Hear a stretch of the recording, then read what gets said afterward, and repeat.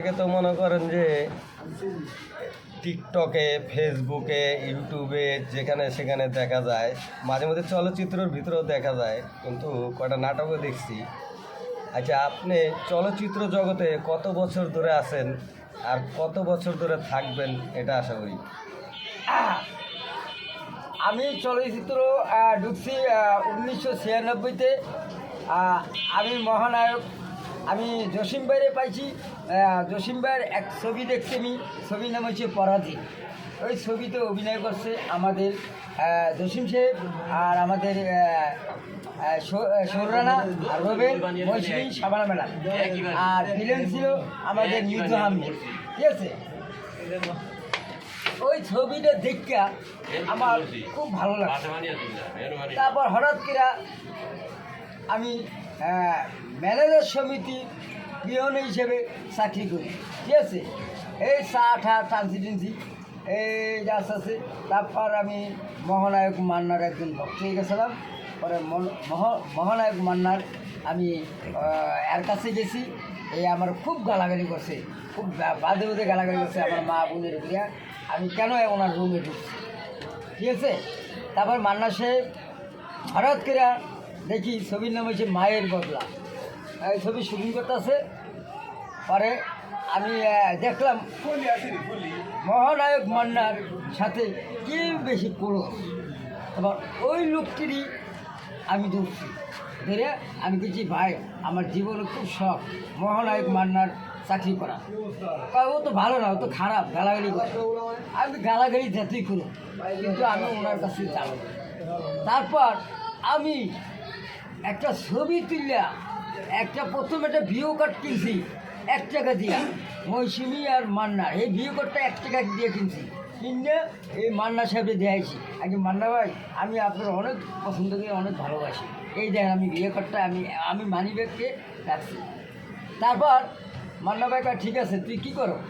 আমি ম্যানেজার সমিতির চাকরি করি। কত বেতন? আমি বেতন বস 800 টাকা, একবেলা খাওয়া দেয়, 800 টাকা বেতন দেয়।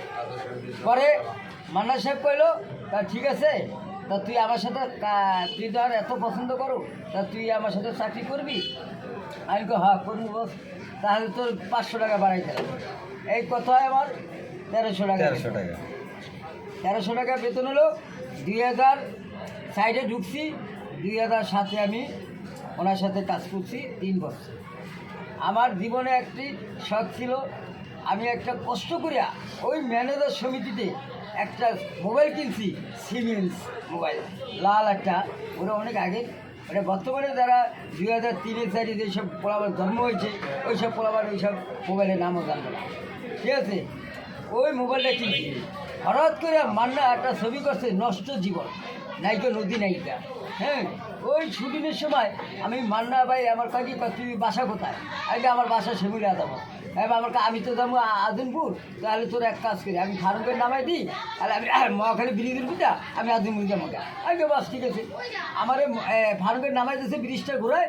আর ফট করে আমি একটা রিক্সা নিয়েছি। আমার গলায় চেন ছিল, হাতে ঘড়ি ছিল, বা ডাইনাতে ব্যাসলাইট ছিল। হ্যাঁ, এবার সিমেন্স মোবাইলটা ছিল। হঠাৎ করে একটা হলুদ ট্যাক্সিকা ভাইয়া আমার এরকম আবারই 3 সাইডে ধরে আমার এই জায়গা ধরছে, ধরে আমার সব কিছু রেখে মান্নার সাথে মরে আর পাই না। পরে সকালবেলা ছবির নাম হচ্ছে মেশিন মেন। হ্যাঁ, ওই ছবি শুটিং। এখন তো আমার সকালবেলা গেছি, পরে মান্না আমার কাছে, এই খান ওই তোর মোবাইল বন্ধ। আগে বাস মোবাইলটা নিয়ে গেছে। পরে মোবাইলটা নেওয়ার পর মান্না ভাই আমার মোবাইল দেয় না। হ্যাঁ, ছবি শেষ করলাম, মনের সাথে যুদ্ধ ছবি শেষ করলাম। এই দেয় না। স্বামী ইসলামের ছবি জিদ্দাল সাহেবের বাড়িতে শেষ করলাম, 2 দিনে দুনিয়া। এই দেয় না পর আমি হঠাৎ করে খোঁজ করে দিই মান্না ভাইয়ের মোবাইলটা কীভাবে নেওয়া যায়। পরে হঠাৎ করে হ্যাঁ পোলারে দিলাম সিএমটা পেলাম। সিএম আমার একটা মোবাইল কিনে দেয় না তোমার আব্বুর ভাইয়া। পরে সিএম কা, আব্বু এই নাম রে একটা মোবাইল কিনে দাও। এই মান্না ভাই মেশিন ছবি অ্যাডভান্স টাকা এই সময় ভাইয়ের নিত 7 লাখ। 4 লাখ টাকা অ্যাডভান্স দিচ্ছে।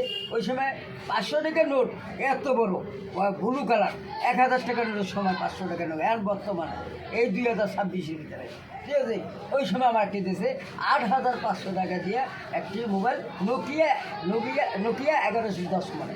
আমি মান্না ভাইয়ের উপর অনেক খুশি, আর মান্না ভাইকে আমি অনেক ভালোবাসি, এখনও ভালোবাসি।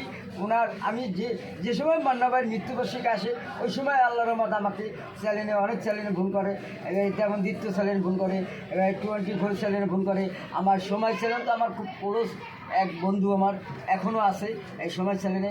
এই যে আজ কালকেও ওনার সাথে আমি মিটিং করছি আমার অফিসে, ওনার একদিন আমি চা খাওয়াইছি। আমার খুব ক্লোজ এক ভাই আমার। এবার প্রথম আলোর সাংবাদিক আমার মামুন ভাই, এও আমার খুব অনেক কিছু লেখছে আমার নামে, মহানায়ক মান্না। এর তুমি কি